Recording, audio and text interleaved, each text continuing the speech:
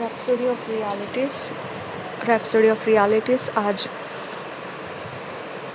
11 दिसंबर 2020, आज शुक्रवार 11 दिसंबर 2020। Rhapsody of Realities pastor Chris Oyakhilome द्वारा जो हमको वचन सिखाया जाता है, आज उस वचन का विषय है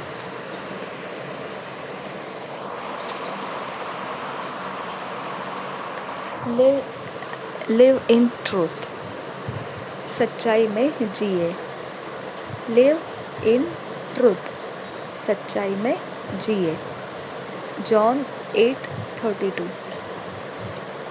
and ye shall know the truth, and the truth shall make you free. Live in truth, सच्चाई में जिए। और यूहन्ना के 8 अध्याय के 32 वचन से हमें ये सीखने को मिल रहा है। हम उस वचन को हिंदी में भी पढ़ेंगे।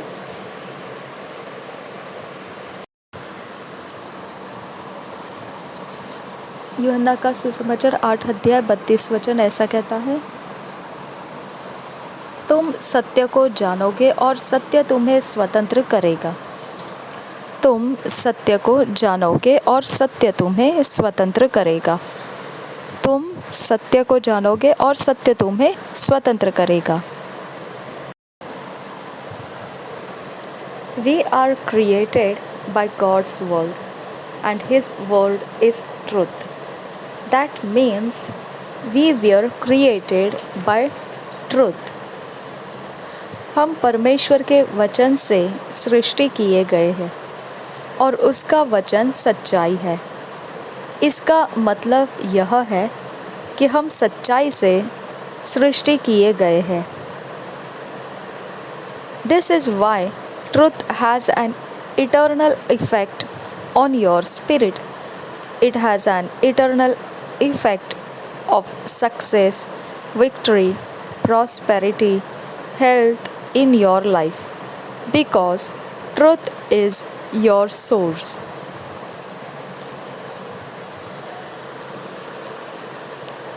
यही कारण है कि सच्चाई का अनंत काल का प्रभाव हमारी आत्मा पे होता है, आपके आत्मा पर होता है। उसका अनंत काल का प्रभाव सफलताओं का, जयवंत होने का, समृद्धि का, सेहत का आपके जीवन पर होता रहता है। इसका कारण यह है कि ये सब का स्रोत जो है, मूल स्रोत जो है, वह सच्चाई ही है। That's why falsehood, deceit, deception, lies and lying destroy the human spirit. यही कारण है कि जो गलत धारणाएं हैं, झूठ है, फरेब है, धोखा, इस प्रकार के नाश करने वाला जो मनुष्य का आत्मा है, यह सब कुछ मनुष्य के आत्मा के विरोध है।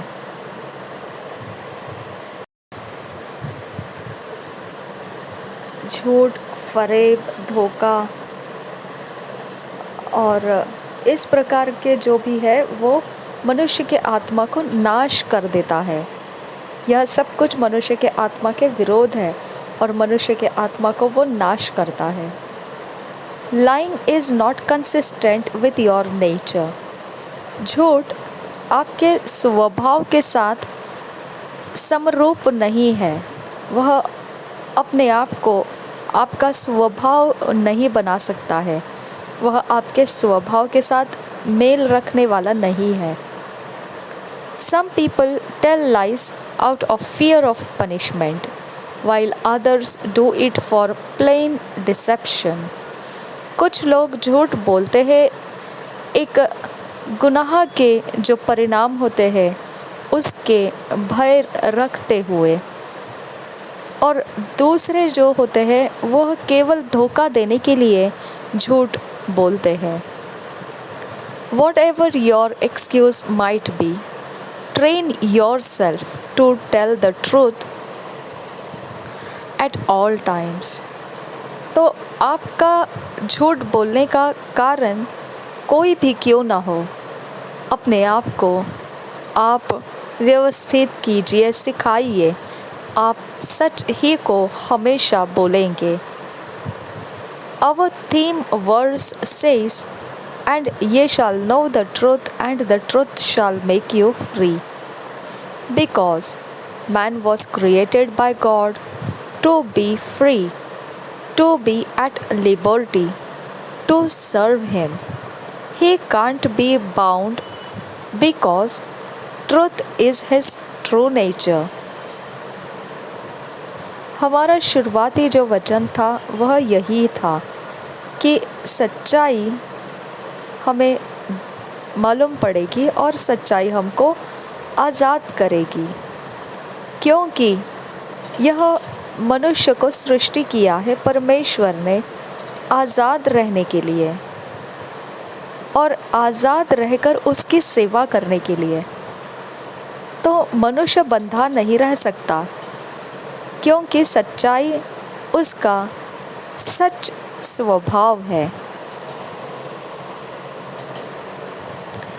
Before you were born again, you didn't have the ability to live the truth and live in truth because you were under the dominion of sin.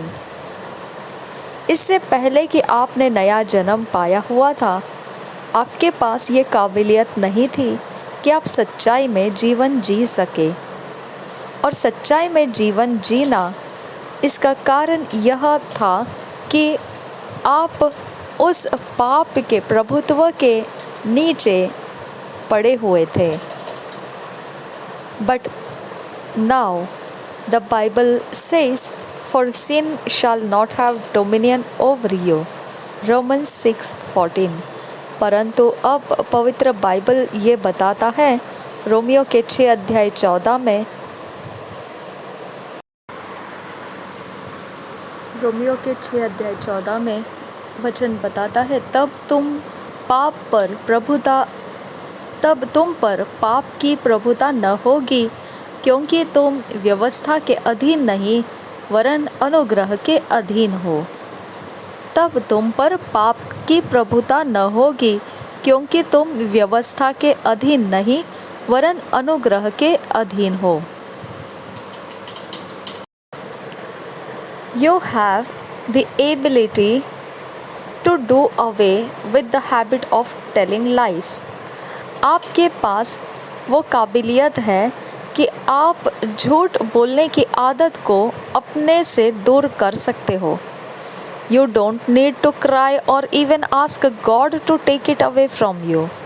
आपको ये करने की ज़रूरत नहीं रहती है कि आप रोए या फिर परमेश्वर को कहे कि वो आपसे इस आदत को दूर कर दे।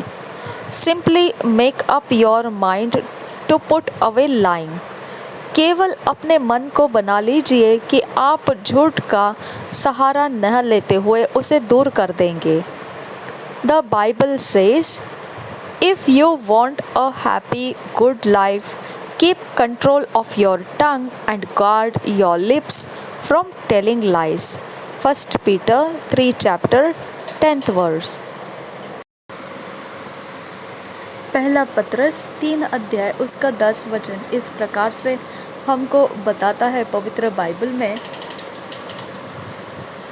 क्योंकि जो कोई जीवन की इच्छा रखता है और अच्छे दिन देखना चाहता है, वह अपनी जीभ को बुराई से और अपने होठों को छल की बातें करने से रोके रहे।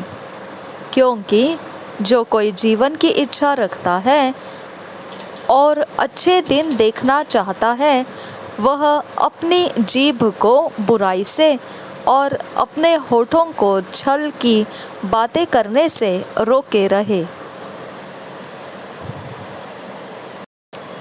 Proverbs 6:16-19 verse says, "These 6 things doeth the Lord hate, yea, 7 are an abomination unto him: a proud look, a lying tongue, and hands that shed innocent blood, an heart that deviseth wicked imaginations, feet that be swift in running to mischief, a false witness that speaketh lies, and he that soweth discord among brethren. नीति वचन का 6 अध्याय का 16 से 19 वचन ये कहता है, 6 वस्तुओं से यहोवा बैर रखता है, वरन 7 है जिनसे उसको घृणा है, अर्थात घमंड से चढ़ी हुई आंखें, झूठ बोलने वाली जीभ और निर्दोष का लहू बहाने वाले हाथ, अनर्थ कल्पना गढ़ने वाला मन, बुराई करने को वेग दौड़ने वाले पाँव, झूठ बोलने वाला साक्षी और भाइयों के बीच में झगड़ा उत्पन्न करने वाला मनुष्य। Truth is in your spirit. You can live in truth. It makes you triumphant. Your spirit glows. सच्चाई आपके आत्मा में है। आप सच्चाई जी सकते हो। वह आपको जयवंत बनाती है और आपके आत्मा को वह ऐसे तेज दिखने वाले बनाते हैं, चमकता हुआ बनाता है।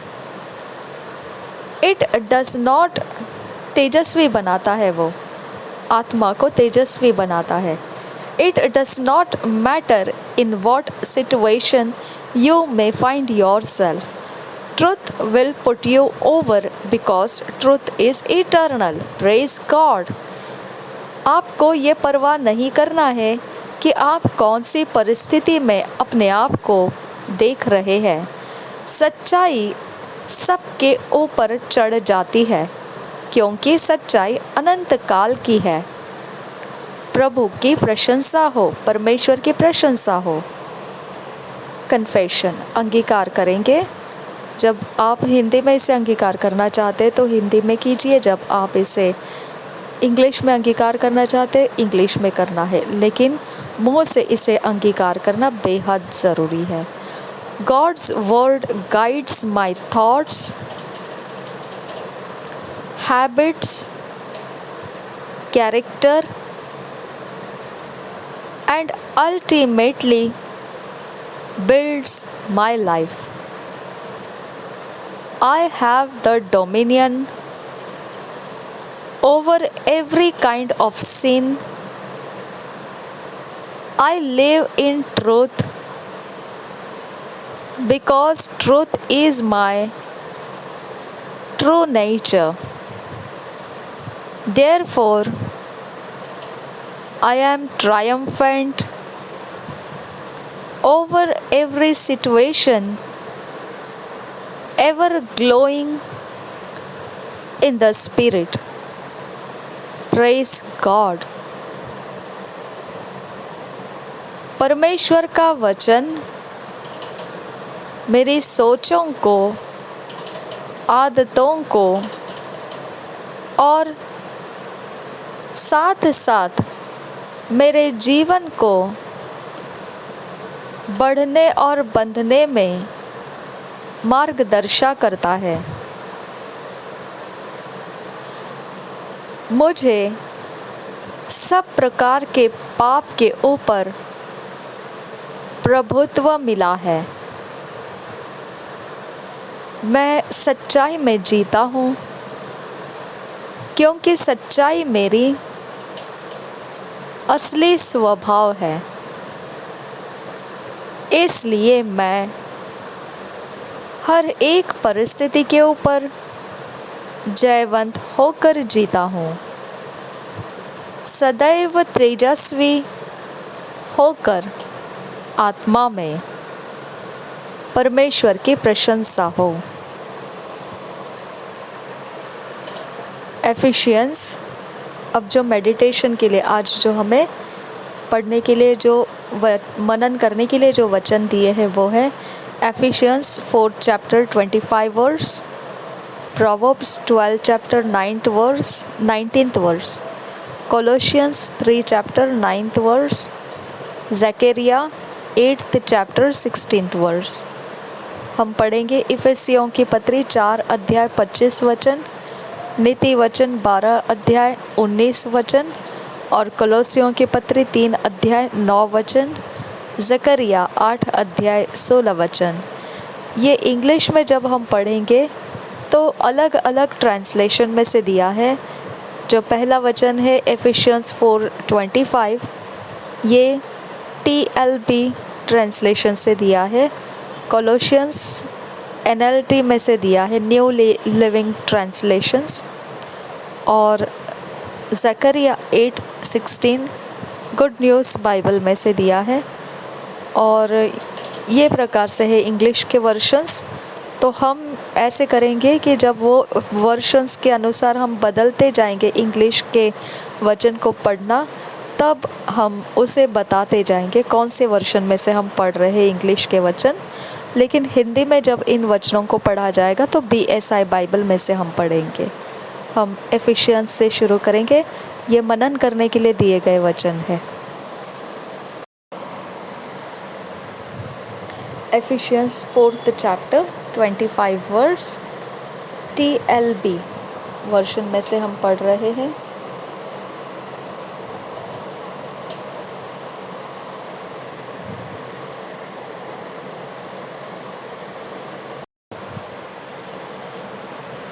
TLB मतलब the living Bible.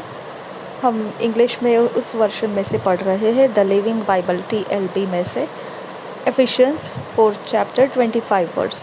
Stop lying to each other. Tell the truth, for we are parts of each other. And when we lie to each other, we are hurting ourselves. Stop lying to each other. Tell the truth, for we are parts of each other. And when we lie to each other, we are hurting ourselves.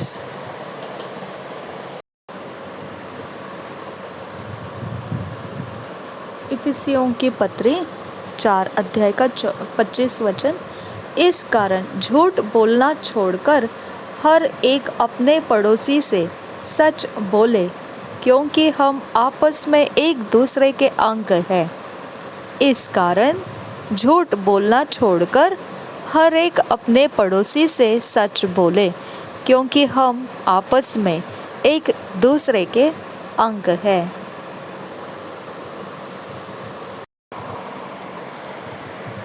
Proverbs 12:19 King James Version. The lip of truth shall be established forever, but a lying tongue is but for a moment. The lip of truth shall be established forever, but a lying tongue is but for a moment. Proverbs 12 अध्याय 19 वचन, नीति वचन 12 अध्याय 19 वचन। सच्चाई सदा बनी रहेगी, परंतु झूठ पल ही भर का होता है। सच्चाई सदा बनी रहेगी, परंतु झूठ पल ही भर का होता है। Colossians 3 chapter 9th verse NLT new living translations हम पढ़ेंगे। Colossians 3 chapter 9th verse. Don't lie to each other, for you have stripped off your old sinful nature and all its wicked deeds. Put on your new nature and be renewed as you learn to know your Creator and become like Him. Don't lie to each other, for you have stripped off your old sinful nature and all its wicked deeds. Put on your new nature and be renewed as you learn to know your Creator and become like Him. जकरिया 8 अध्याय 16 वचन, good news translation हम पढ़ेंगे। This are the things you should do, speak the truth to one another, In the courts, give real justice, the kind that brings peace. These are the things you should do. Speak the truth to one another. In the courts, give real justice, the kind that brings peace. कोलोसियों के पत्र 3:9 हमने नहीं पढ़ा था, हम पढ़ेंगे उसे। एक दूसरे से झूठ मत बोलो, क्योंकि तुमने पुराने मनुष्यत्व को उसके कामों समेत उतार डाला है और नए मनुष्यत्व को पहन लिया है, जो अपने सृजनहार के स्वरूप के अनुसार ज्ञान प्राप्त करने के लिए नया बनता जाता है। एक दूसरे से झूठ मत बोलो, क्योंकि तुमने पुराने मनुष्यत्व को उसके कामों समेत उतार डाला है और नए मनुष्यत्व को पहन लिया है, जो अपने सृजनहार के स्वरूप के अनुसार ज्ञान प्राप्त करने के लिए नया बनता जाता है।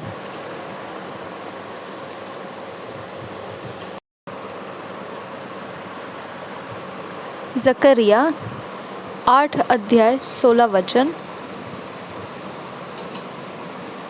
जो जो काम तुम्हें करना चाहिए वे ये है, एक दूसरे के साथ सत्य बोला करना, अपने कचहरियों में सच्चाई का और मेल मिलाप की नीति का न्याय करना। जो जो काम तुम्हें करना चाहिए वे ये है, एक दूसरे के साथ सत्य बोला करना, अपनी कचहरियों में सच्चाई का और मेल मिलाप की नीति का न्याय करना। 1 year Bible reading plan. Revelation 3 chapter 7 to 22 verse. Hosea 7 chapter 8 chapter 9 chapter 10th chapter. एक साल के बाइबल रीडिंग प्लान में प्रकाशित वाक्य 3 अध्याय 7 वचन से लेकर 22 वचन तक, और होशे 7 अध्याय 8 अध्याय 9 अध्याय 10 अध्याय। हम पहले इसे इंग्लिश में किंग्स जेम्स वर्जन में से पढ़ेंगे और फिर हिंदी में इसे BSI बाइबल में से पढ़ेंगे। रेवलेशंस 3 चैप्टर 7 वर्स से 22 वर्स पढ़ेंगे। And to the angel of the church in Philadelphia right, these things saith he that is holy, he that is true, he that hath the key of David, he that openeth no man shutteth, and shutteth and no man openeth. I know by thy works, behold, I have set before thee an open door, and no man can shut it. For thou hast a little strength, and hast kept my word, and hast not denied my name. Behold, I will make them of the synagogue of Satan, which say they are Jews, and are not, but do lie. Behold, I will make them to come and worship before thy feet, and to know that I have loved thee, because thou hast kept the word of my patience. I also will keep thee from the hour of temptation, which shall come upon all the world, to try them that dwell upon the earth. Behold, I come quickly. Hold that fast which thou hast, that no man take thy crown. Him that overcometh will I make a pillar in the people of thy God, and he shall go no more out, and I will write upon him the name of my God, and the name of the city of my God, which is New Jerusalem, which cometh down out of heaven from my God, and I will write upon him my new name.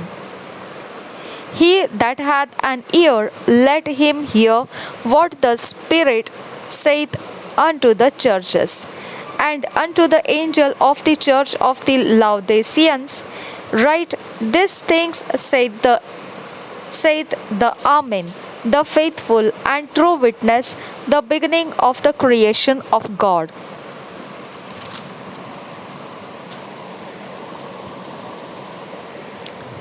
Fifteenth version से आगे पढ़ेंगे। I know thy works, that thou art neither cold nor hot. I would thou wert cold or hot.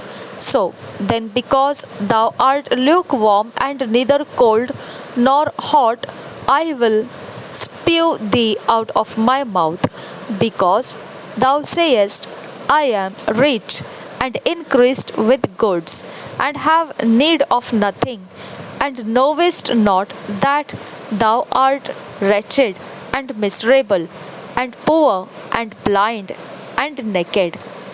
I counsel thee to buy of me gold tried in the fire, that thou mayest be rich, and white raiment, that thou mayest be clothed, and that the shame of thy nakedness do not appear, and anoint thine eyes with eye salve, that thou mayest see. As many as I love, I rebuke and chasten. Be zealous, therefore, and repent. Behold, I stand at the door and knock. If any man hear my voice and open the door, I will come into him, and will sup with him, and he with me. To him that overcometh will I grant to sit with me in my throne, even as I also overcome and am set down with my Father in his throne. He that hath an ear, let him hear what the Spirit saith unto the churches.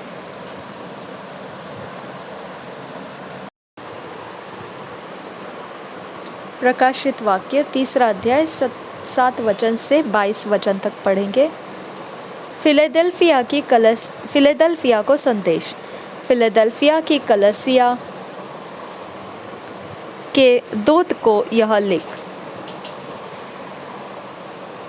जो पवित्र और सत्य है, और जो दाऊद की कुंजी रखता है, जिसके खोले हुए को कोई बंद नहीं कर सकता, और बंद किए हुए को कोई खोल नहीं सकता, वह यह कहता है कि मैं तेरे कामों को जानता हूँ। देख, मैंने तेरे सामने एक द्वार खोल रखा है, जिसे कोई बंद नहीं कर सकता। तेरी सामर्थ्य थोड़ी सी तो है, फिर भी तूने मेरे वचन का पालन किया है और मेरे नाम का इनकार नहीं किया। देख, मैं शैतान के सभा वालों को तेरे वश में कर दूंगा, जो यहूदी बन बैठे हैं पर है नहीं, वरन झूठ बोलते हैं। देख, मैं ऐसा करूंगा कि वे आकर तेरे पैरों पर गिरेंगे और यह जान लेंगे कि मैंने तुझसे प्रेम रखा है। तूने मेरे धीरज के वचन को थामा है।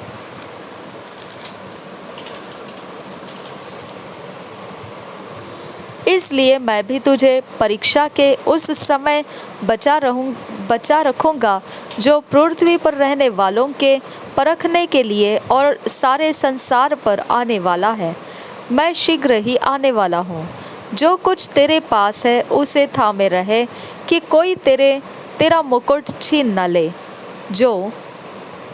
जब पाए उसे मैं अपने परमेश्वर के मंदिर में एक खंभा बनाऊंगा, और वह फिर कभी बाहर ना निकलेगा। और मैं अपने परमेश्वर का नाम और अपने परमेश्वर के नगर अर्थात नए यरूशलेम का नाम, जो मेरे परमेश्वर के पास से स्वर्ग पर से उतरने वाला है, और अपना नया नाम उस पर लिखूंगा, जिसके कान हो वह सुन ले कि आत्मा कलीसियाओं से क्या कहता है।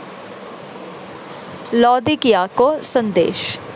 लौदीकिया की कलीसिया के दूत को यह लिख, जो आमीन और विश्वास योग्य है, जो आमीन और विश्वास योग्य और सच्चा गवाह है और परमेश्वर की सृष्टि का मूल कारण है। वह यह कहता है कि मैं तेरे कामों को जानता हूँ कि तू न तो ठंडा है और न गर्म। भला होता कि तू ठंडा या गर्म होता, इसलिए कि तू गुनगुना है और न ठंडा है और न गर्म। मैं तुझे अपने मुंह में से उगलने पर हूँ। तू कहता है कि मैं धनी हूँ और धनवान हो गया हूँ और मुझे किसी वस्तु की घटी नहीं, और यह नहीं जानता कि तू अभागा और तुच्छ और कंगाल और अंधा और नंगा है। इसीलिए मैं तुझे सम्मति देता हूँ कि आग में ताया हुआ सोना मुझसे मोल ले, कि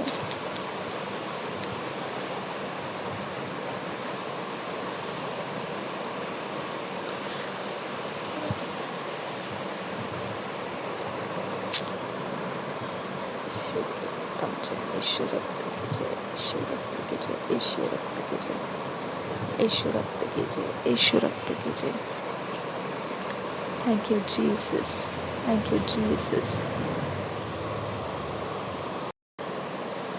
आग में ताया हुआ सोना मुझसे मोल ले कि तू धनी हो जाए, और श्वेत वस्त्र ले की पहनकर तुझे अपने नंगेपन की लज्जा न हो, और अपने आँखों में लगाने के लिए सुरमा ले कि तू देखने लगे। मैं जिन जिन से प्रेम करता हूँ उन सबको उलाहना और ताड़ना देता हूँ। इसलिए सर गर्म हो और मन फिरा। देख, मैं द्वार पर खड़ा हुआ खटखटाता हूँ। यदि कोई मेरा शब्द सुनकर द्वार खोलेगा तो मैं उसके पास भीतर आकर उसके साथ भोजन करूँगा और वह मेरे साथ। जो जय पाए मैं उसे अपने साथ अपने सिंहासन पर बैठाऊँगा, जैसे मैं भी जय पाकर अपने पिता के साथ उसके सिंहासन पर बैठ गया। जिसके कान हो वह सुन ले कि आत्मा कलीसियाओं से क्या कहता है।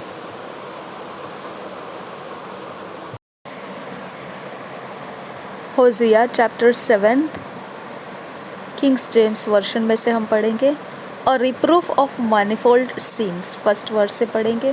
When I would have healed Israel, then the iniquity of Ephraim was discovered, and the wickedness of Samaria, for they commit falsehood, and the thief cometh in, and the troop of robbers spoileth without. And they consider not in their hearts that I remember all their wickedness. Now their own doings have beset them about, they are before my face. They make the king glad with their wickedness, and the princes with their lies. They are all adulterers, as an oven heated by the baker who ceaseth from raising after he hath kneaded the dough until it be leavened. In the day of our king, the princes have made him sick with bottles of wine. He stretched out his hand with scorners, for they have made ready their heart like an oven, whilst they lie in wait. Their baker sleepeth at all the night. In the morning it burneth as a flaming fire. They are all hot as an oven, and have devoured their judges. All their kings are fallen. There is none among them that calleth unto me. Ephraim, he hath mixed himself among the people. Ephraim is a cake not turned. Strangers have devoured his strength, and he knoweth it not. Yea, grey hairs are here and there upon him, yet he knoweth not. And the pride of Israel testifieth to his face, and they do not return to the Lord. their God, nor seek him for all this. Ephraim also is like a silly dove without heart. They call to Egypt, they go to Assyria. When they shall go, I will spread my net upon them. I will bring them down as the fowls of the heaven. I will chastise them as their congregation hath heard. Woe unto them! For they have fled from me, destruction unto them, because they have transgressed against me. Though I have redeemed them, yet they have spoken lies against me, and they have not cried unto me with their heart. When they howled upon their beds, they assemble themselves for corn and wine, and they rebel against me. Though I have bound and strengthened their arms, yet do they imagine mischief against me. They return not to the Most High, they are like a deceitful bow. Their princes shall fall by the sword for the rage of their tongue. This shall be their derision in the land of Egypt. Chapter 8. Destruction threatened to Israel and Judah. Set the trumpet to the mouth. He shall come as an eagle against the house of the Lord, because they have transgressed my covenant and trespassed against my law. Israel shall cry unto me, my God, we know thee. Israel hath cast off the thing that is good, the enemy shall pursue him. They have set up kings, but not by me. They have made princes, and I knew it not. Of their silver and their gold have they made them idols, that they may be cut off. Thy calf, O Samaria, hath cast thee off. Mine anger is kindled against them. How long will it be ere they attend to innocency?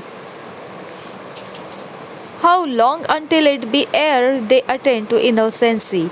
For from Israel was it also the workman made it.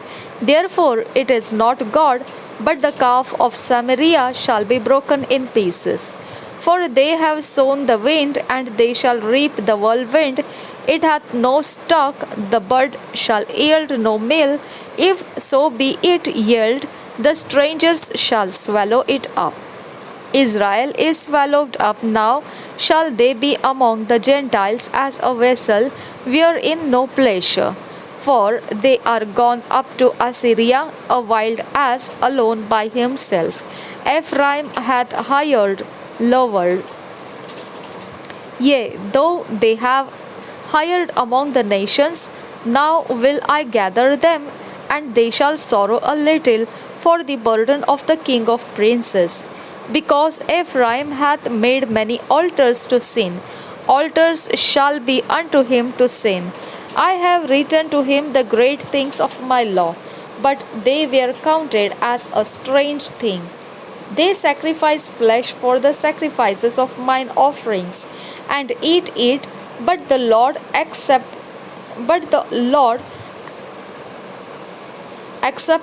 them not. Now will he remember their iniquity and visit their sins? They shall return to Egypt. For Israel hath forgotten his Maker, and buildeth temples, and Judah hath multiplied fenced cities. But I will send a fire upon his cities, and it shall devour the palaces thereof. Chapter 9. Rejoice, distress, and captivity of Israel for their sins. Rejoice not, O Israel, for joy as other people, for thou hast gone a warring from thy God. Thou hast loved a reward upon every corn floor.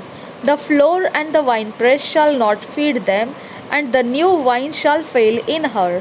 They shall not dwell in the Lord's land, but Ephraim shall return to Egypt. And they shall eat unclean things in Assyria. They shall not offer wine offerings to the Lord, neither shall they be pleasing unto him. Their sacrifices shall be unto them as the bread of mourners. All that eat thereof be polluted. For their bread, for their soul shall not come into the house of the Lord. What will ye do in the solemn day and in the day of the feast of the Lord? For lo, they are gone because of destruction. Egypt shall gather them up. Memphis shall bury them. The pleasant places for their silver nettles shall possess them. Thorns shall be in their tabernacles. The days of visitation are come. The days of recompense are come. Israel shall know it, the prophet is a fool, the spiritual man is mad, for the multitude of thine iniquity and the great hatred. The watchman of Ephraim was with my God, but the prophet is a snare of a fowler in all his ways, and hatred in the house of his God. They have deeply corrupted themselves as in the days of Gibeah. Therefore, he will remember their iniquity, he will visit their sins. I found Israel like grapes in the wilderness. I saw your fathers as the first tribe in the fig tree at her first time, but they went to Baal Peor and separated themselves unto that shame, and their abominations were according as they loved. As for Ephraim, their glory shall fly away like a bird from the birth, and from the womb, and from the conception. Though they bring up their children, yet will I bereave them, and there shall not be a man left. Yea, woe also to them when I depart from them.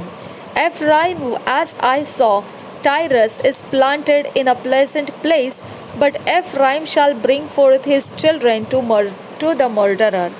Give them, O Lord, what wilt thou give? Give them a miscarrying womb and dry breasts. All their wickedness is in Gilgal, for there I hated them for the wickedness of their doings. I will drive them out of mine house, I will love them no more, all their princes are revolters. Ephraim is smitten, their root is dried up, they shall bear no fruit. Yea, though they bring forth, yet will I slay even the beloved fruit of their womb. My God will cast them away because they did not hearken unto him, and they shall be wanderers among the nations. Chapter 10. Israel reproved and threatened for idolatry. Israel is an empty vine, he bringeth forth fruit unto himself. According to the multitude of his fruit, he hath increased the altars. According to the goodness of his land, they have made goodly images. Their heart is divided, now shall they be found faulty. He shall break down their altars, he shall spoil their images. For now they shall say, we have no king, because we feared not the Lord. What then should a king do to us? They have spoken words, swearing falsely in making a covenant. Thus judgment springeth up as a hemlock in the furrows of the field.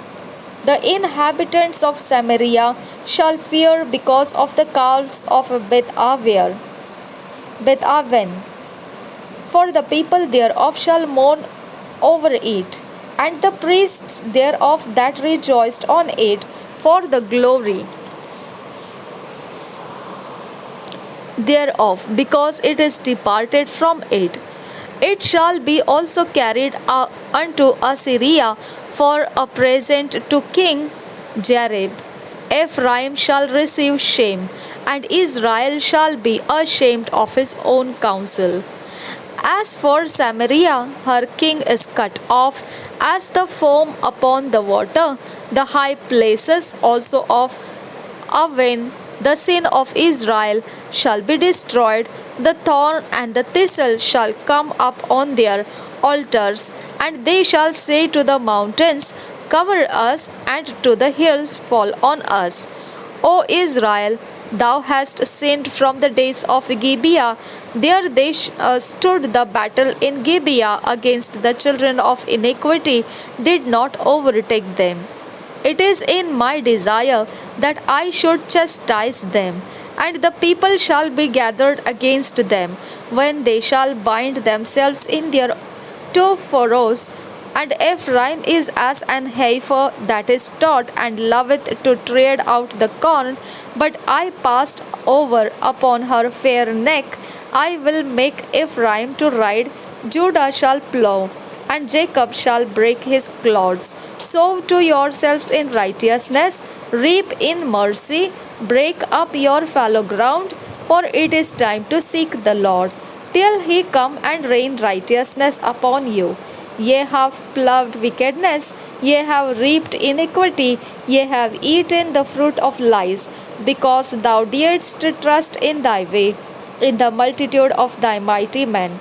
Therefore shall a tumult arise among thy people, and all thy fortresses shall be spoiled, as Shalman spoiled Betharbel in the day of battle. The mother was dashed in pieces upon her children. So shall Bethel do unto you.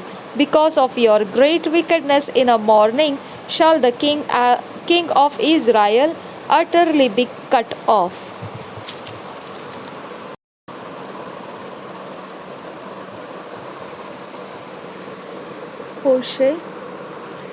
होशे की भविष्यवाणी 7 अध्याय।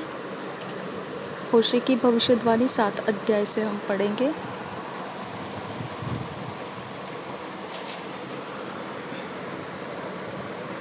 सात अध्याय 8, 9, 10 तक पढ़ना है, तो हम पढ़ेंगे आगे। हिंदी बाइबल BSI में से हम पढ़ रहे हैं। जब मैं इसराइल को चंगा करता हूँ, तब एप्रैम का अधर्म और शमरोन की बुराइयाँ प्रकट हो जाती है। वे छल से काम करते हैं, चोर भीतर घुसता और डाकुओं का दल बाहर छीन लेता है। तो भी वे नहीं सोचते कि यहोवा हमारी सारी बुराई को स्मरण रखता है। इसलिए अब वे अपने कामों के जाल में फंसेंगे, क्योंकि उनके कार्य मेरी दृष्टि में बने हैं। राजमहल में विद्रोह की गोष्ठी। वे राजा को बुराई करने से और हकीमों को झूठ बोलने से आनंदित करते हैं। वे सब के सब व्यभिचारी हैं।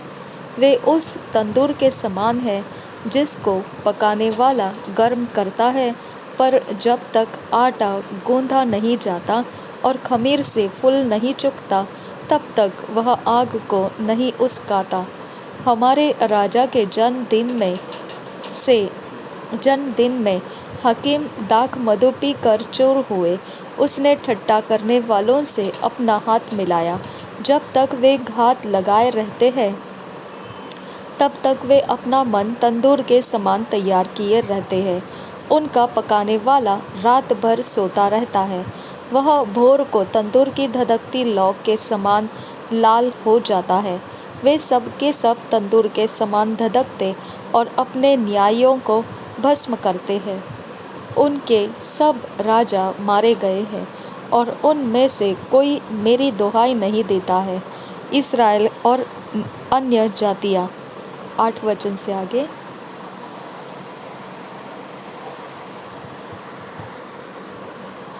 एप्रैम देश देश के लोगों से मिला जुला रहता है। एप्रैम ऐसी चपाती ठहरा है जो उल्टी न गई हो। परदेशियों ने उसका बल तोड़ डाला।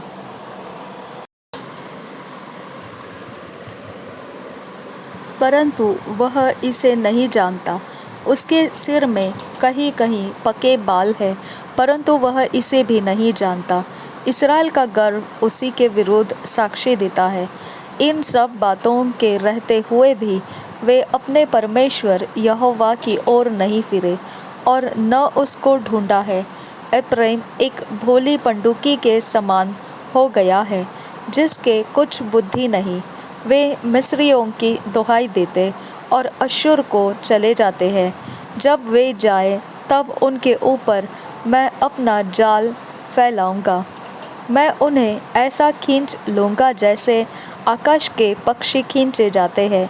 मैं उनको ऐसी ताड़ना दूँगा जैसी उनकी मंडली सुन चुकी है। इस पर हाय, क्योंकि वे मेरे पास से भटक गए। उनका सत्यानाश हो, क्योंकि उन्होंने मुझसे बलवा किया है। मैं तो उन्हें छुड़ाता रहा, परंतु वे मुझसे झूठ बोलते आए हैं। वे मन से मेरी दुहाई नहीं देते, परंतु अपने बिछौने पर पड़े हुए हाय हाय करते हैं। वे अन्न और नए दाख मधु पीने के लिए भीड़ लगाते और मुझसे बलवा करते हैं। मैं उनको शिक्षा देता रहा और उनकी भुजाओं को बलवंत करता आया हूँ। तो भी वे मेरे विरुद्ध बुरी कल्पना करते हैं। वे फिरते तो हैं, परंतु परम प्रधान की ओर नहीं। वे धोखा देने वाले धनुष के समान है, इसलिए उनके हकीम अपनी क्रोध भरी बातों के कारण तलवार से मारे जाएंगे। मिस्र देश में उनके ठट्टों में उड़ाए जाने का यही कारण होगा। मूर्ति पूजा के लिए इस्राएल की भर्त्सना 8 अध्याय पहले वचन से पढ़ेंगे। अपने मुँह में नरसिंगा लगा, वह उकाब के समान यहोवा के घर पर झपटेगा, क्योंकि मेरे घर के लोगों ने मेरी वाचा तोड़ी और मेरी व्यवस्था का उल्लंघन किया है। वे मुझसे पुकार कर कहेंगे, हे हमारे परमेश्वर, हम इस्राएली लोग तुझे जानते हैं। परंतु इस्राएल ने भलाई को मन से उतार दिया है। शत्रु उसके पीछे पड़ेगा। वे राजाओं को ठहराते रहे, परंतु मेरी इच्छा से नहीं। वे हाकिमों को भी ठहराते रहे, परंतु मेरे अनजाने में उन्होंने अपना सोना चांदी लेकर मूर्तें बना ली, जिससे वे ही नष्ट हो जाए। हे शम्रोन, उसने तेरे बछड़े को मन से उतार दिया है। मेरा क्रोध उन पर भड़का है। वे निर्दोष होने में कब तक विलंब करेंगे? वह इस्राएल से हुआ है, एक कारीगर ने उसे बनाया, वह परमेश्वर नहीं है। इस कारण शोम्रोन का वह बछड़ा टुकड़े टुकड़े हो जाएगा। वे वायु बोते हैं और वे बवंडर लवेंगे। उनके लिए कुछ खेत रहेगा नहीं, न उनकी उपज से कुछ आटा होगा, और यदि हो भी तो परदेशी उसको खा डालेंगे। इस्राएल निगला गया। अब वे अन्य जातियों में ऐसे निकम्मे ठहरे जैसे तुच्छ बर्तन ठहरता है, क्योंकि वे अश्शूर को ऐसे चले गए जैसा जंगली गदहा झुंड से बिछुड़ के रहता है। अप्रैम ने यारों को मजदूरी पर रखा है, यद्यपि वे अन्य जातियों में से मजदूर बनाकर रखे, तो भी मैं इनको इकट्ठा करूँगा। वे हकीमों और राजा के बोझ के कारण घटने लगेंगे। अप्रैम ने पाप करने को बहुत सी वेदियाँ बनाई है, वे ही वेदियाँ उसके पापी ठहरने का कारण भी ठहरी। मैं तो उनके लिए अपनी व्यवस्था की लाखों बातें लिखता आया हूँ, परंतु वे उन्हें पराया समझते हैं। वे मेरे लिए बलिदान तो करते हैं और पशु बलि भी करते हैं, परंतु उसका फल मांस ही है। वे आप ही उसे खाते हैं, परंतु यहोवा उनसे प्रसन्न नहीं होता। अब वह उनके अधर्म की सुधि लेकर उनके पाप का दंड देगा। वे मिस्र में लौट जाएंगे, क्योंकि इस्राएल ने अपने कर्ता को भुलाकर महल बनाए और यहूदा ने बहुत से गढ़ वाले नगरों को बसाया है। परंतु मैं उनके नगरों में आग लगाऊंगा और उससे उनके गढ़ भस्म हो जाएंगे। इस्राएल को दंड की घोषणा 9 अध्याय पहले वचन से। हे इस्राएल, तो देश देश के लोगों के समान आनंद में मगन मत हो, क्योंकि तू अपने परमेश्वर को छोड़कर वेश्या बनी। तूने अन्न के हर एक खलिहान पर छिनाले की कमाई आनंद से ली है। वे न तो खलिहान के अन्न से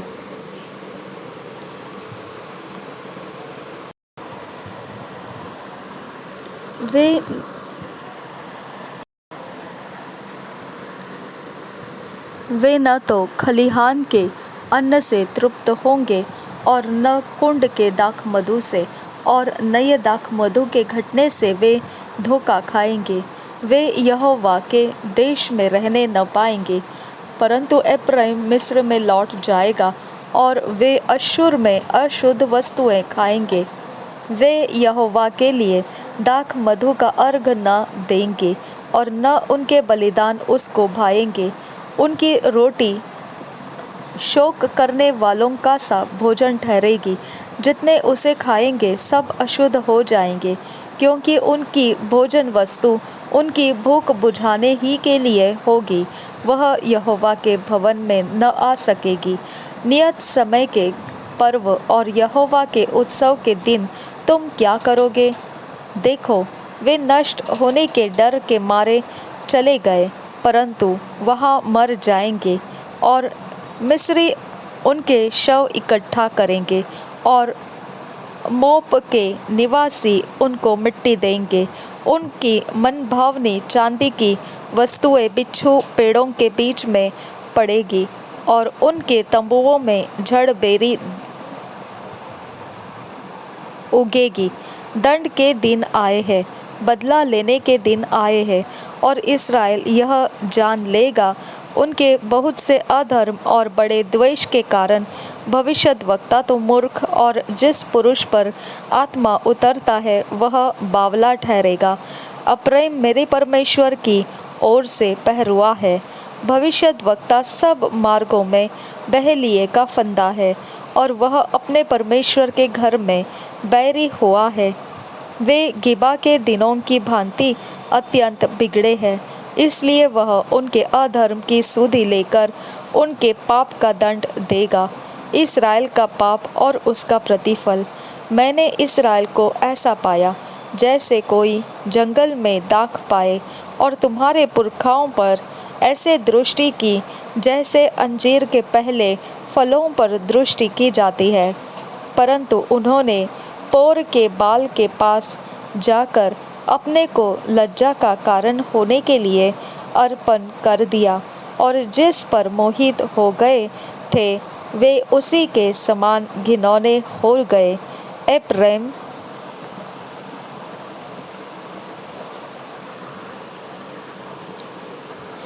का वैभव पक्षी के समान उड़ जाएगा। न तो किसी का जन्म होगा, न किसी को गर्भ रहेगा, न कोई स्त्री गर्भवती होगी।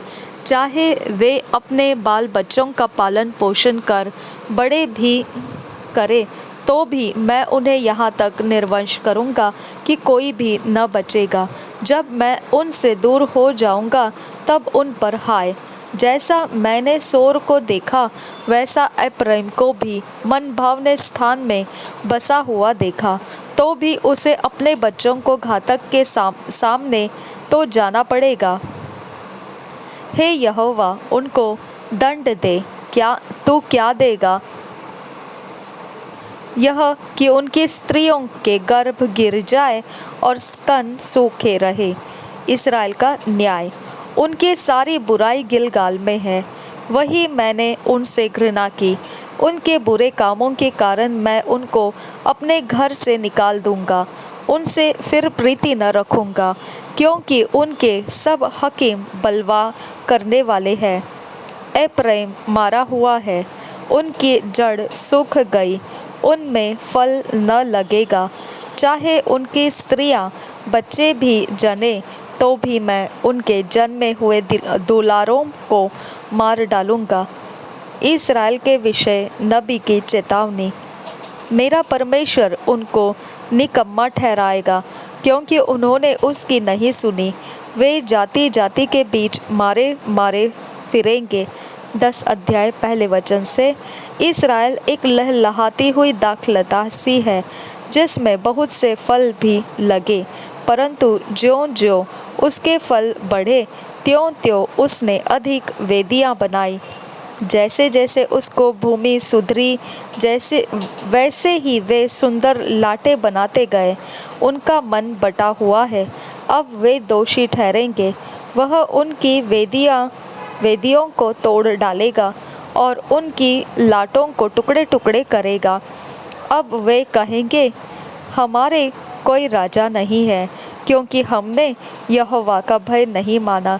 इसलिए राजा हमारा क्या कर सकता है? वे बातें बनाते और झूठी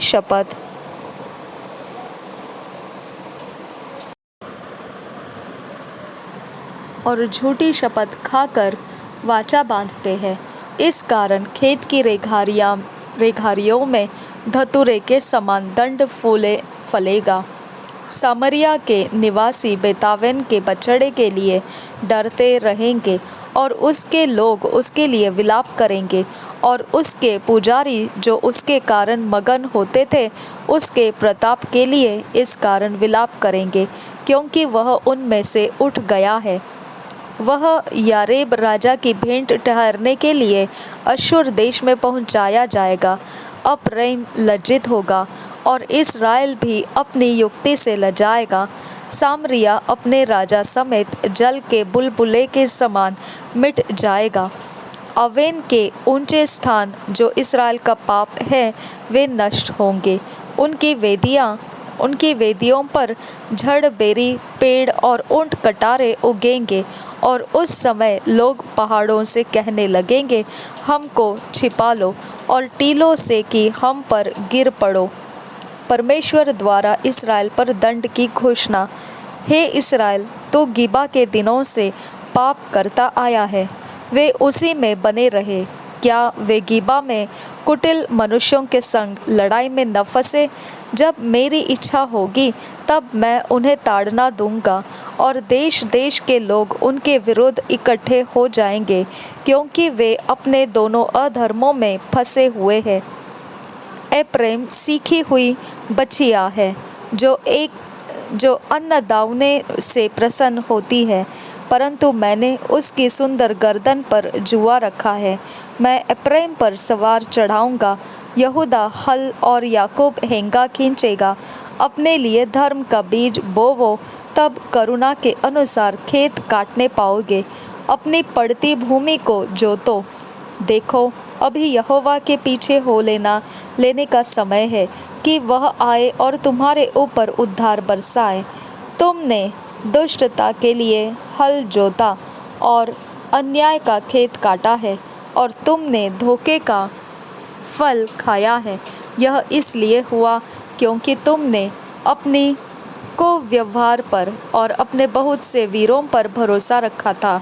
इस कारण तुम्हारे लोगों में हुल्लड़ उठेगा, और तुम्हारे सब गढ़ ऐसे नष्ट किए जाएंगे जैसा बेतरबेल नगर युद्ध के समय शल्मन के द्वारा नष्ट किया गया।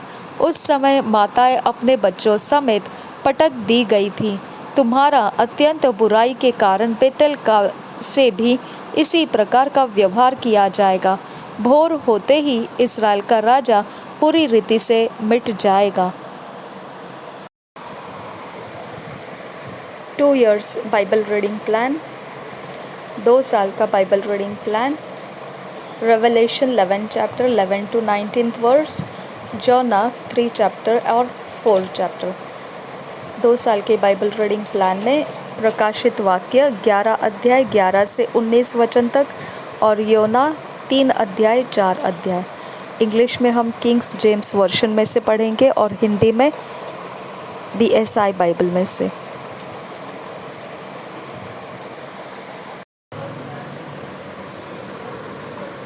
प्रकाशित वाक्य रेवलेशन 11th चैप्टर 11 वर्स से पढ़ेंगे। And after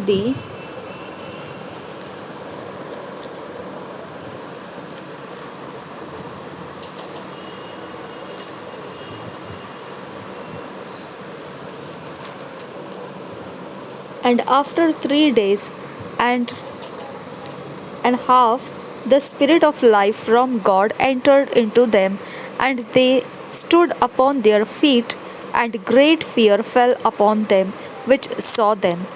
And they heard a great voice from heaven saying unto them, Come up hither.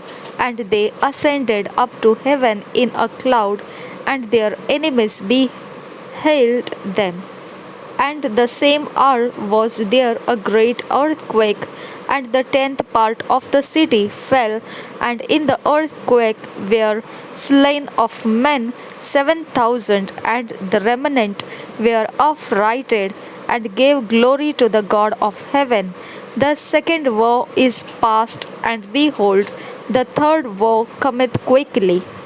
And the seventh angel sounded, and there were great voices in heaven, saying, The kingdoms of this world are become the kingdoms of our Lord and of his Christ, and he shall reign for ever and ever. And the 24 elders which sat before God on their seats fell upon their faces and worshipped God, saying, We give thee thanks, O Lord God Almighty, which art and wast and art to come, because thou hast taken to thee thy great power and hast reigned. And the nations were angry, and thy wrath is come, and the time of the dead, that they should be judged, and that thou shouldest give reward unto thy servants the prophets, and to the saints and them that fear thy name, small and great, and shouldest destroy them which destroy the earth. And the temple of God was opened in heaven, and there was seen in his temple the ark of his testament, and there were lightnings and voices and thunderings and an earthquake and great hail and great hail, hail, great hail.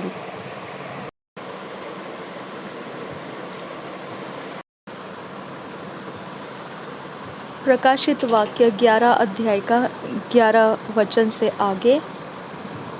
परंतु 3.5 दिन के बाद परमेश्वर की ओर से जीवन का श्वास उनमें बैठ गया, और वे अपने पांवों के बल खड़े हो गए, और उनके देखने वालों पर बड़ा भय छा गया।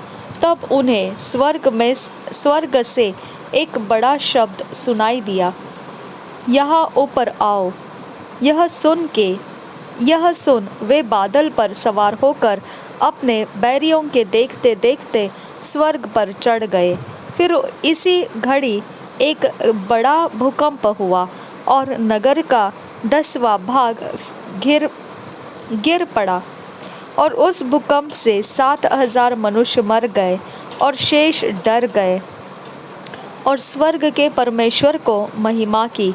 दूसरी विपत्ति बीत चुकी, देखो तीसरी विपत्ति शीघ्र आने वाली है। 7वीं तुरही 15 वचन से आगे।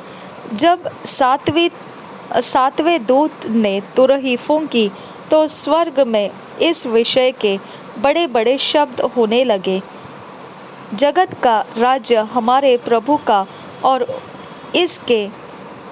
उसके मसीह का हो गया, और वह युगानुयुग राज्य करेगा। तब 24 प्राचीन जो परमेश्वर के सामने अपने अपने सिंहासन पर बैठे थे, मुँह के बल गिरकर परमेश्वर को दंडवत करके यह कहने लगे, हे सर्वशक्तिमान प्रभु परमेश्वर, जो है और जो था, हम तेरा धन्यवाद करते हैं कि तूने अपनी बड़ी सामर्थ को काम में लाकर राज्य किया है।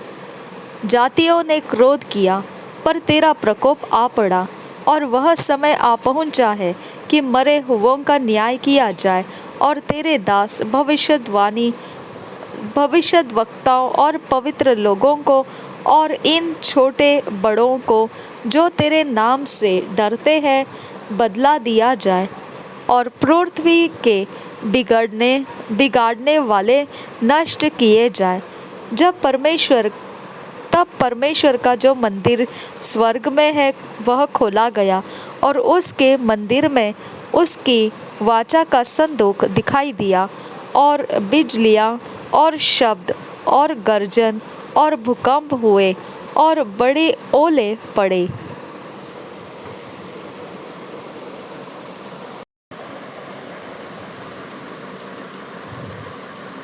Jonah chapter 3. Jonah preaches. The Ninevites they repent. First verse से पढ़ेंगे. And the word of the Lord came unto Jonah the second time, saying, Arise, go unto Nineveh, that great city, and preach unto it the preaching that I bid thee. So Jonah arose and went unto Nineveh according to the word of the Lord. Now Nineveh was an exceeding great city of 3 days' journey. And Jonah began to enter into the city a day's journey. And he cried and said, Yet 40 days, and Nineveh shall be overthrown. So the people of Nineveh believed God, and proclaimed a fast, and put on sackcloth, from the greatest of them even to the least of them.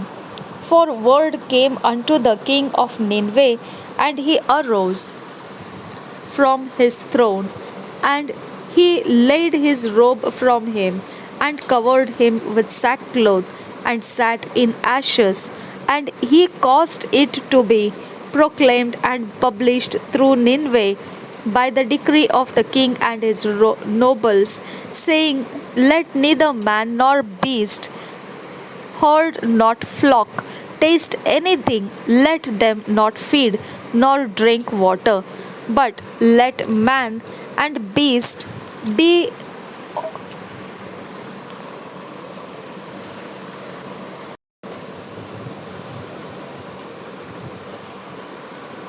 but let man and beast be covered with sackcloth, and cry mightily unto God. Yea, let them turn every one from his evil way, and from the violence that is in their hands. Who can tell if God will turn and repent, and turn away from his fierce anger, that we perish not? And God saw their works, that they turned from their evil way, and God repented of the evil that he had said that he would do unto them, and he did it not. Chapter 4. Jonah repining at God's mercy is reproved by the type of a guard. God, G-O-U-R-D, God. First verse से पढ़ेंगे. But it displeased Jonah exceedingly, and he was very angry, and he prayed unto the Lord, and said, I pray thee, O Lord, was not this my saying when I was yet in my country? Therefore I fled before unto Tarshish, for I knew that thou art a gracious God and merciful, slow to anger, and of great kindness, and repentest thee of the evil. Therefore now, O Lord, take, I beseech thee, my life from me. For it is better for me to die than to live. Then said the Lord, Doest thou well to be angry? So Jonah went out of the city, and sat on the east side of the city, and there made him a booth, and sat under it in the shadow, till he might see what would become of the city.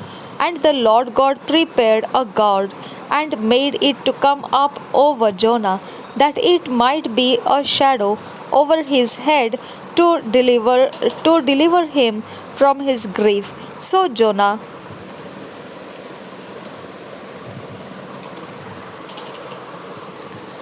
was exceeding glad of the guard.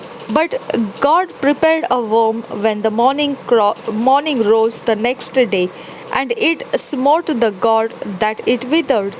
And it came to pass, when the sun did arise, that God prepared a vehement east wind, and the sun beat upon the head of Jonah, that he fainted, and wished in himself to die, and said, It is better for me to die than to live. And God said to Jonah, Doest thou well to be angry for the God? And he said, I do well to the angry, even unto death. Then said the Lord, Thou hast had pity on the God, for the which thou hast not labored, neither madest it grow, which came up in a night and perished in a night. And should not I spare in Nineveh, that great city, wherein are more than 60,000 persons that cannot discern between their right hand and their left hand, and also much cattle?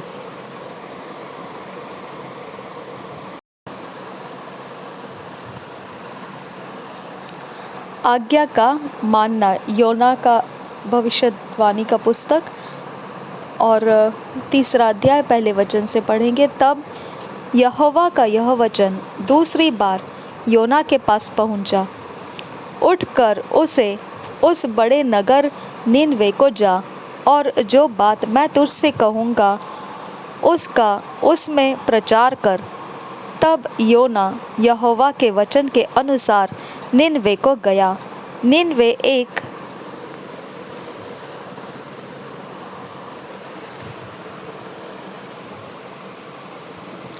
बहुत बड़ा नगर था, वह 3 दिन की यात्रा का था। योना ने नगर में प्रवेश करके 1 दिन की यात्रा पूरी की और यह प्रचार करता गया, अब से 40 दिन के बीतने पर निनवे उलट दिया जाएगा। तब निनवे के मनुष्यों ने परमेश्वर के वचन की प्रतीति की और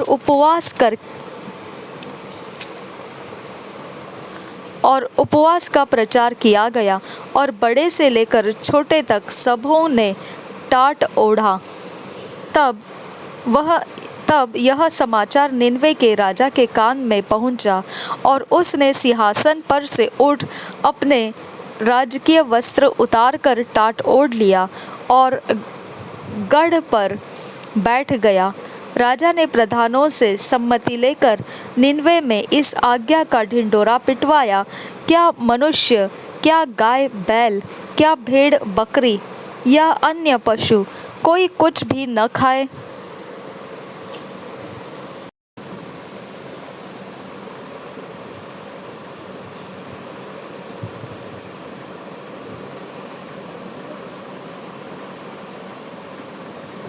वे न खाए और न पानी पिए। मनुष्य और पशु दोनों टाट ओढ़े, और वे परमेश्वर की दोहाई चिल्ला चिल्ला कर दे और अपने को मार्ग से फिरे, और उस उपद्रव से जो वे करते हैं पश्चाताप करे। संभव है परमेश्वर दया करे और अपनी इच्छा बदल दे, और उसका भड़का हुआ कोप शांत हो जाए, और हम नष्ट होने से बच जाए। जब परमेश्वर ने उनके कामों को देखा कि वे को मार्ग से फिर रहे हैं, तब परमेश्वर ने अपनी इच्छा बदल दी, और उनकी जो हानि करने की ठानी थी उसको न किया। योना का क्रोध और परमेश्वर की दया। यह बात योना को बहुत ही बुरी लगी और उसका क्रोध भड़का। उसने यहोवा से, 4 अध्याय पढ़ रहे हैं हम, योना का क्रोध और परमेश्वर की दया पहले वचन से।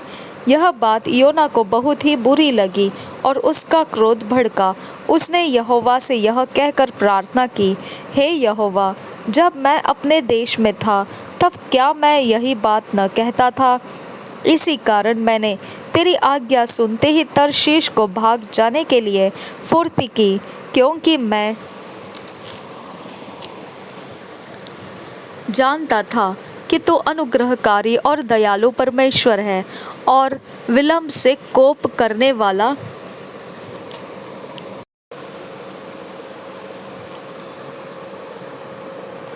करुणा निदान है और दुख देने से प्रसन्न नहीं होता। इसलिए अब हे यहोवा, मेरा प्राण ले ले, क्योंकि मेरे लिए जीवित रहने से मरना ही भला है। यहोवा ने कहा, तेरा जो क्रोध भड़का है, क्या वह उचित है? इस पर योना उस नगर से निकलकर उसकी पूरब ओर बैठ गया और वहाँ एक छप्पर बनाकर उसकी छाया में बैठा हुआ यह देखने लगा कि नगर का क्या होगा। तब यहोवा परमेश्वर ने एक रेंड का पेड़ उगाकर ऐसा बढ़ाया कि योना के सिर पर छाया हो, जिससे उसका दुख दूर हो। योना उस रेंड के पेड़ के कारण बहुत ही आनंदित हुआ। सवेरे जब पौ फटने लगी तब परमेश्वर ने एक कीड़े को भेजा, जिसने रेंड का पेड़ ऐसा काटा कि वह सूख गया। जब सूर्य उगा तब परमेश्वर ने पुरवाई बहाकर लू चलाई और धूप योना के सिर पर ऐसी लगी कि वह मूर्छित होने लगा और उसने यह कहकर मृत्यु मांगी, मेरे लिए जीवित रहने से मरना ही अच्छा है। परमेश्वर ने योना से कहा, तेरा क्रोध जो रेंड के पेड़ के कारण भड़का है, क्या वह उचित है? उसने कहा, हाँ, मेरा जो क्रोध भड़का है वह अच्छा ही है। वह क्रोध के मारे मरना भी अच्छा होता। तब यहोवा ने कहा, परमेश्वर ने योना से कहा, तेरा क्रोध जो रेंड के पेड़ के कारण भड़का है, क्या वह उचित है? उसने कहा, हाँ, मेरा जो क्रोध भड़का है वह अच्छा ही है, वरन क्रोध के मारे मरना भी अच्छा होता। तब यहोवा ने कहा, जिस रेंड के पेड़ के लिए तूने कुछ परिश्रम नहीं किया, न उसको बढ़ाया, जो एक ही रात में हुआ और एक ही रात में नष्ट भी हुआ, उस पर तूने तरस खाई है। फिर यह बड़ा नगर निनवे, जिसमें 1,20,000 से अधिक मनुष्य है, जो अपने दाहिनी बाएं हाथों का भेद नहीं पहचानते, और बहुत से घरेलू पशु भी उसमें रहते हैं, तो क्या मैं उस पर तरस न खाऊं?